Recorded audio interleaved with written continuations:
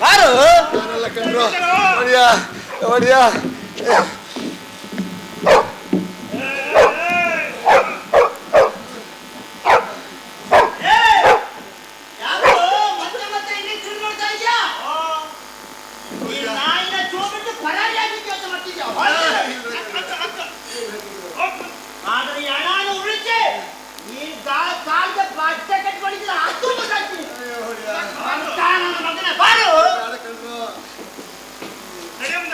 ನಾವು ಹಿಡಿಯೋಕ್ ಬಂದ್ ಕೂಡಲೇ ಕಾಡತ್ತಿದ್ಯಲ್ಲ ಹಾಂಗಲ್ಲ ಸೂಳೆ ಮಗನೇ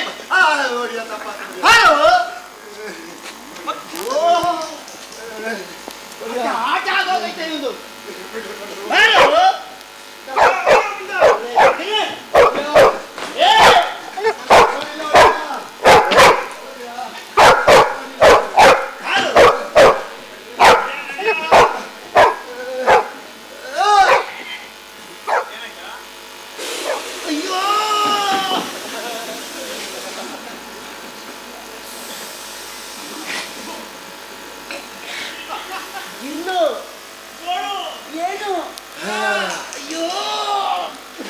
ಖ್ಯಾತಿಗೆ ಹಿಂಡ್ಲತ್ರ ಇರೋ ಕೆರೆ ಅಂಗಳದ ಕಂಪಾದಿಯಲ್ಲ ಅಲ್ಲಿ ಕೊಟ್ರೆ ಕೊಡಬೇಕು ಕೈಯ ಈ ನನ್ನ ಮಕ್ಕಳಿಗೆ. ಆ ಕಂಪದಾಗೆ ಒಂದು ಕಾಡಾನೆ ಸಿಕ್ಕಾಕೊಂಡಿತ್ತು ಆ ದೊಡ್ಡ ಬೇಟೆಯಲ್ಲಿ. ಇನ್ನು ಈ ದಡಿಯ ಅದ್ರಾಗೆ ಸಿಕ್ಕಿ ಹಾಕೊಳ್ಳೋದೇ ಸರಿ. ಇನ್ನು ಈ ಬೋಳ್ ಮೀಸೆ ಆ ಹಳವಿನ ಗಿದಿರ್ನಾಗೆ ಸಿಕ್ಕಾಕೊಂಡು ಒದ್ದಾಡದೆ ಸರಿ. ಮಳೆ ಬರೋಂಗದೆಲ್ಲ ಒಂದು ಕೈ ನೋಡೇ ಬಿಡವ. ಅಯ್ಯೋ ಏನಾಯ್ತು? ಹೊಟ್ಟೆ ಕಚ್ಚುತ್ತದೆ ಹೊಟ್ಟೆ.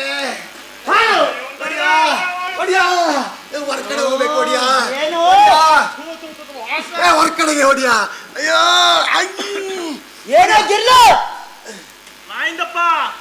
ಎಲ್ಲಿಗೆ ಹೋಗ್ತಾನಂತೆ? ಕಳ್ಳ ಮಾದಕ್ಕೆ ಸೂಳೆ ಮಗ ಏನೋ ಹೂನ ತೆಗಿತಾನ ಹೊಡಿಯ. ಹೊಟ್ಟೆ ನನ್ನ ಮಗನೇ ಸಾಯಿ. ಹೋಗ್ಲಿ ಬಿಡು, ನಮ್ಮ ಹಳ್ಳಿ ಕಡೆ ಹಳ್ಳಕ್ಕೆ ಹೋಗೋದು ಅಂತ ಹೇಳ್ತಾರೆ. ಹೋಗ್ಲಿ ಬಿಡು. ಇಲ್ಲೇ ಹೋಗ್ತೀನಿ ನೋಡಿಯ, ಇಲ್ಲೇ ಇಲ್ಲೇ ಹೋಗ್ತೀನಿ ನೋಡಿಯ. ಗುದ್ದೆ ಎಲ್ಲೂ ಹೋಗ್ಬೇಡ್ವಾ ನೋಡು, ಎಲ್ಲೂ ಹೋಗ್ಬೇಡ ಮತ್ತ. ಅಲ್ಲೇ ಕುತ್ಕೋ. ಎಲ್ಲಿಗೆ ಹೋಗ್ತಾ ಇದ್ದಾನೆ ಅವ್ರ ಅಪ್ಪನ ಮನೆಗೆ?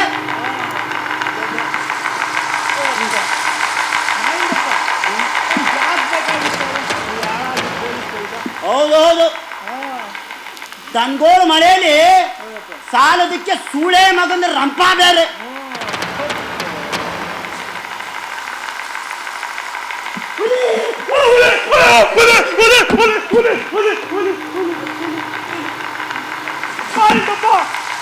ಈ ಕಾಡಲ್ಲಿ ಎದುರುಕೊಳ್ಳೋದಲ್ದೆ ನಾನು ಯಾಕೆ ಎದುರಿಸ್ತೀಯ?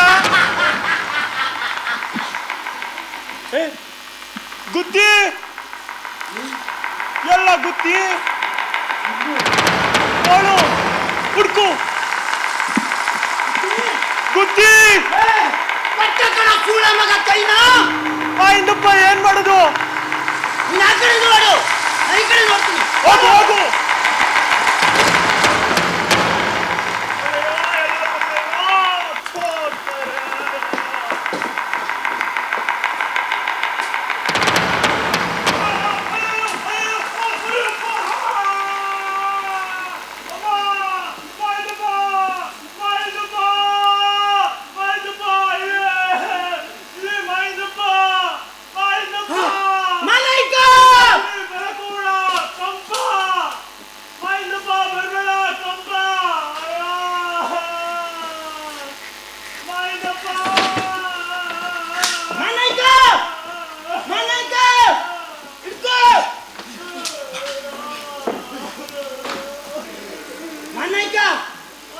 ಎತ್ತಿನ ಗಾಡಿ ಗಂಟೆ ಶಬ್ದ ಕೇಳಿಸ್ತೈತೆ.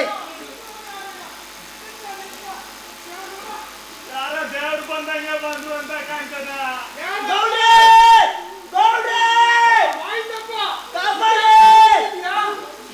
ಆ ಬಡ್ಡಿ ಮಗ ನೋಡಿ ಎಂತ ಜಾಗ ಹಾಕ್ಕೊಂಡವನೆ. ಯಾವ ಬಡ್ಡಿ ಮಗ?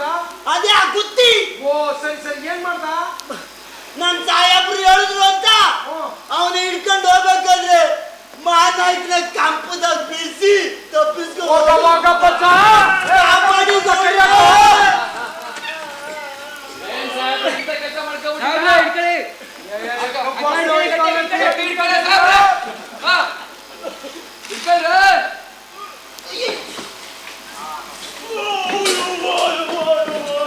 ಪೊಲೀಸ್ ಬಟ್ಟೆನೆ ಹಾಕೊಂಡು ಬಿದ್ದೋಗ್ಬಿಟ್ಟಿದ್ಯೋ.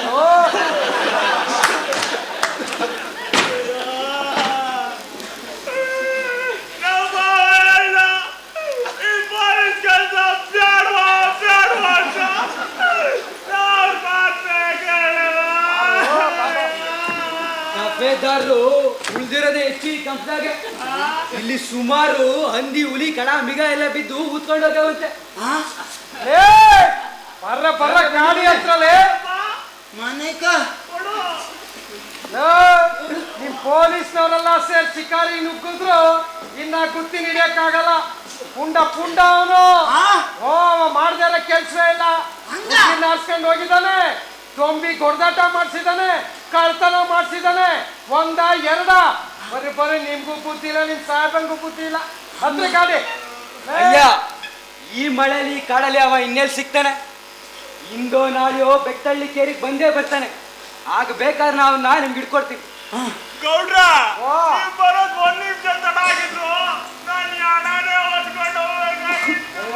ಹಣ ಇದ್ದಂಗೆ ಐತೆ ಈಗಪ್ಪ.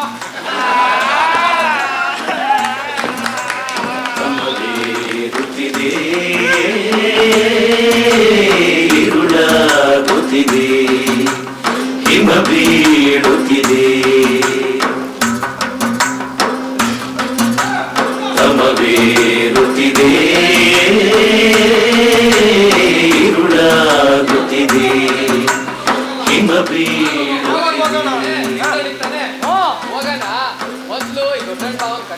ಎಲ್ಲಿಗೆ ಹೋಗುವೆ ನೀ?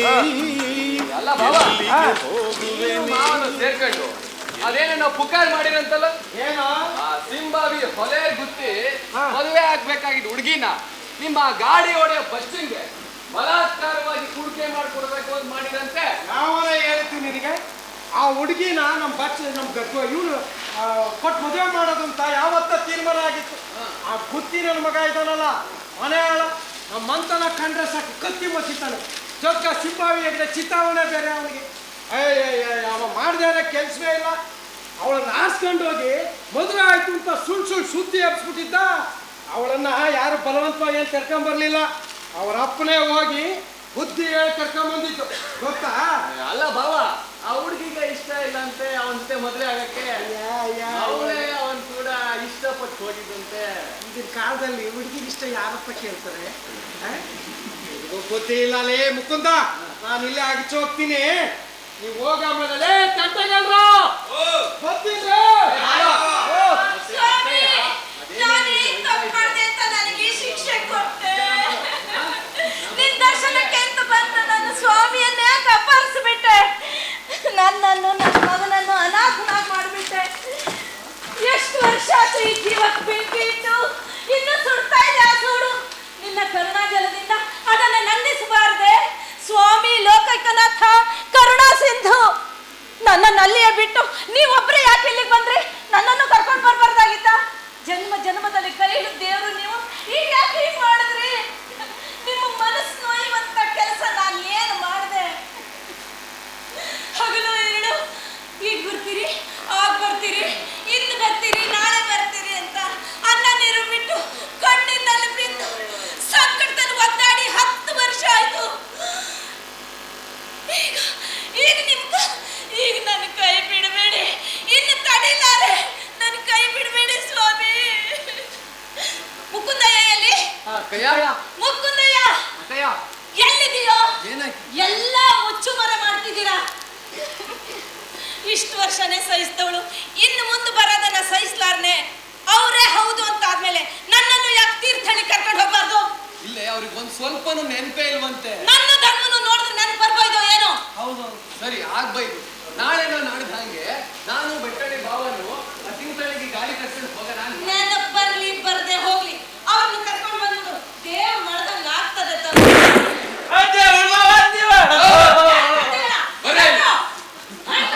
ಆ ಈಡ್ ಶಬ್ದ ಏನ್ ಇಲ್ಲೇ ಇದೆ ಅಂತ ಮಾಡಿದ್ರೇನೋ? ಈಡ್ ಇಲ್ಲೇ ಕಾಣಿಸ್ತದೆ.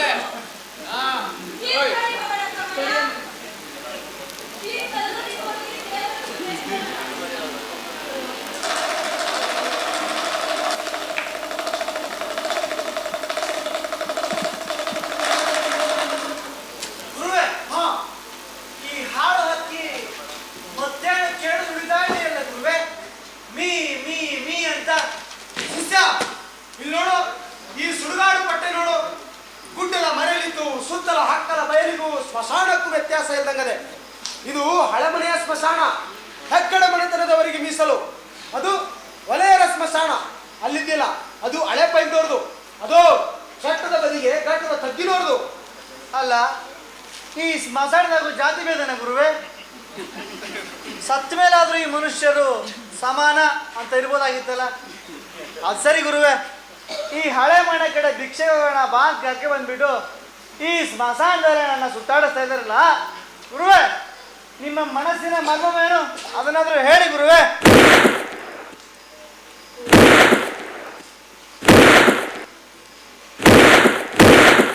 ಗೊತ್ತಾಯ್ತಾ? ಏನು ಗುರುವೆ? ಗೋಸ ಈ ರೂಪದಲ್ಲಿದ್ದ ಸನ್ಯಾಸಿ ಕಾಲನ್ನು ಮುಗಿತು. ದೇವಯ್ಯ ಮುಕುಂದಯ್ಯ ಆಸೆಯಿಂದ ದೊಡ್ಡಣ್ಣ ಹೆಗಡೆಯನ್ನ ಕರ್ಕೊಂಡು ಬರಕ್ಕೆ ಚಕ್ರಿ ಕಟ್ಕೊಂಡು ಹೋದ್ರು. ಹೆಂಡತಿ ಮಗನ ನೋಡಿದ್ರೆ ಓಜ್ಞಾನ ಜಪ್ತಿ ಬರ್ಬೋದು ಅಂತ. ಆದ್ರೆ ಸನ್ಯಾಸಿ ಆಗ್ಲೇ ಬಟ್ಟೆ ಬದಲಿಸಿದ ಹಾಗೆ ದೊಡ್ಡಣ್ಣ ದೇಹನ ಬದಲಿಸ್ಬಿಟ್ಟಿದ್ರು. ಜೀವ ಕರ್ಕೊಂಡು ಬರಕ್ ಹೋದವರು ಘಟ ಕರ್ಕೊಂಡು ಬರ್ತಾವ್ರಲ್ಲ, ಗಣ ಬರೋ ದಾರಿನಾಗ ಗುಂಡಾರಿಸ್ಕೊಂಡು ಬರ್ತಾವ್ರೆ. ಎಲ್ಲ ಅವರವರ ಪಾಲಿನದು ಗುರುವೆ, ಅಲ್ಲಿ ನೋಡಿ, ಆಳುಗಳು ಕೊಡ್ಲಿಕ್ಕೆ ತಿರ್ಕೊಂಡು ಈ ಕಡೆಗೆ ಬರ್ತಾರೆ. ಅವ್ರು ನಮ್ಮ ತಂಡಕ್ಕೆ ಏನಾದ್ರು ಬಂದ್ಬಿಟ್ರೆ ಅಯ್ಯೋ ದಡ್ಡ, ಅವರು ಸೂಡು ತಯಾರು ಮಾಡ್ಲಿಕ್ಕೆ ಬರ್ತಾ ಇದಾರಪ್ಪ.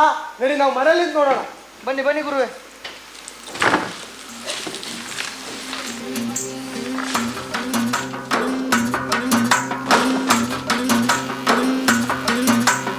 ಸಮವೇರುತ್ತಿದೆ,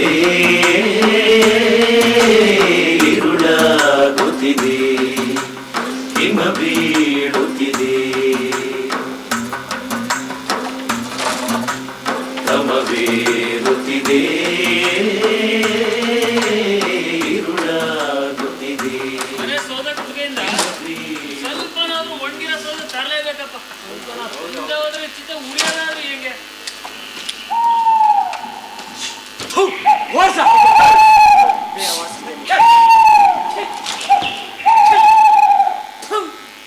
ಹಾಳ್ ಹಕ್ಕಿ ಮತ್ತೇನ್ ಕೇಳಿ ಉಳಿತಾಯ್ತು ಇದು ಮೀ ಮೀ ಮೀ ಅಂತ.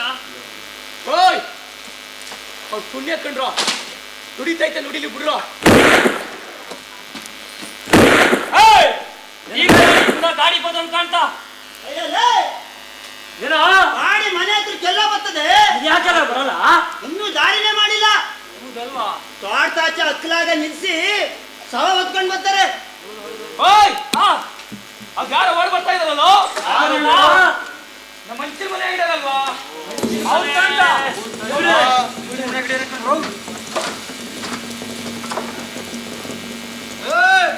ಅವರೆಲ್ಲ ಬರಂಗಾದ್ರು ನೀವು ಮುಟ್ಟಾಳಲ್ಲ. ದೂರ ಸರಿರೆ, ದೂರ ಸರಿರೆ. ಆಯ್ತಯ್ಯ ಬಂದ್ರ.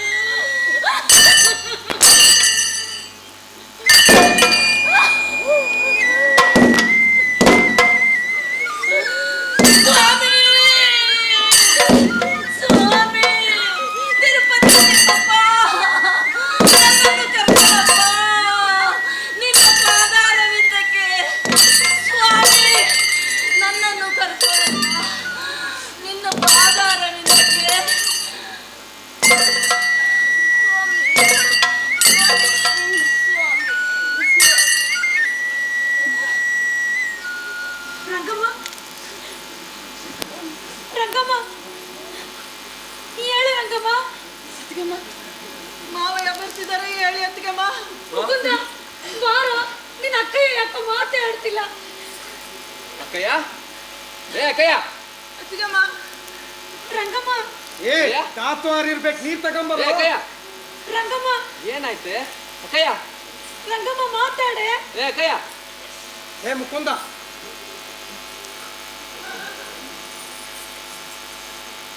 ಅಕ್ಕಯ್ಯ. ರಂಗಮ್ಮ. ಅಕ್ಕಯ್ಯ. ರಂಗಮ್ಮ ಮಾತಾಡೆ. ಬಾಬಾ. ಅಕ್ಕಯ್ಯ.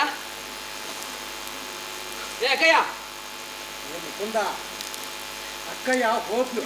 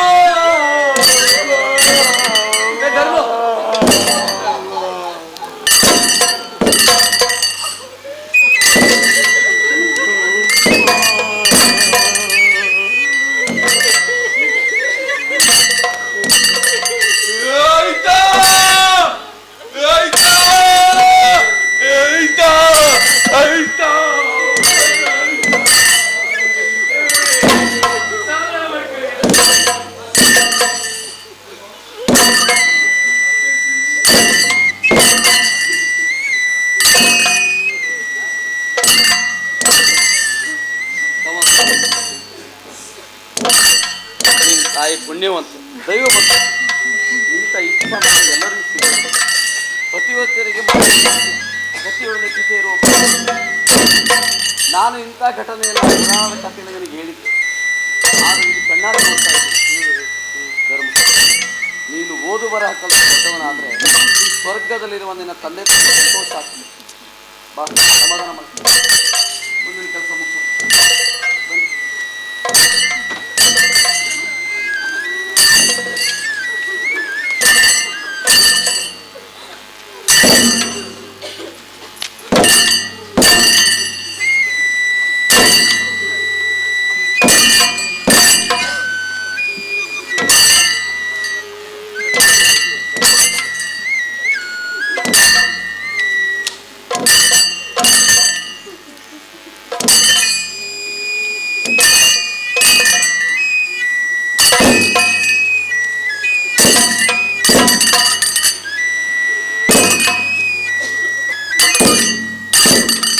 ಸ್ವಾಮಿ, ನಾವು ಹೆಳವರು ಸತ್ತವರ ಕಥೆಯನ್ನ ಬದುಕಿರೋ ಜನಕ್ಕೆ ಹೇಳ್ಕೊಂಡು ಬದುಕೋ ಜನ ನಾವು.